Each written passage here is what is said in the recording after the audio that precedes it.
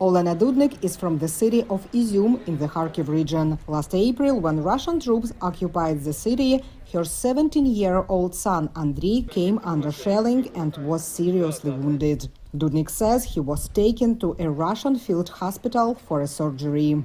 He was brought into the room, connected to a drip, and a doctor said, "We will operate on him, and you will come and see him tomorrow." The following day, when I arrived, I was told my son was in Moscow. Dudnik said she asked Russian doctors about her son every day. I was told all the time that the information was not available. I cried and said, "Please, understand me. You also have children. Tell me at least whether he's alive or not." A month and a half later, she got a message on her cell phone. It was a screenshot that had already been viral on the internet, a photo of Andrei with the description that this Ukrainian child is in a Moscow hospital.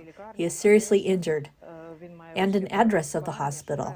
She immediately went to Moscow.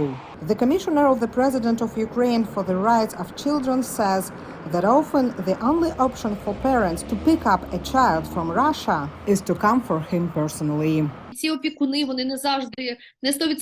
This is very risky. These parents, these guardians are not 100% certain to return with their child.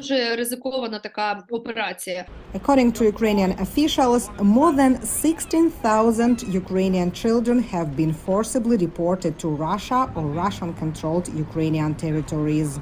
We receive the appropriate number of applications for that number of children. These applications sometimes come from parents, other relatives, local authorities, or simply from eyewitnesses who have information about the fact of deportation or forced transfer of a child. Russian authorities don't deny they take children out of Ukrainian territories, but they don't call it deportation. Russia's permanent representative to the UN, Vasily Nebenzia, said this was done to protect children from the danger of military operations. Regardless, the International Criminal Court issued an arrest warrant for Russian President Vladimir Putin, accusing him for a personal responsibility for the unlawful deportation and transfer of children from Ukraine. Magdalena Gawin, director of the Pilecki Institute, a Polish government-funded group dedicated in part to studying totalitarian regimes, thought the decision was crucial. This case is particularly important because it's a part of crimes against humanity. So this is the different degree, is a higher degree of war crimes.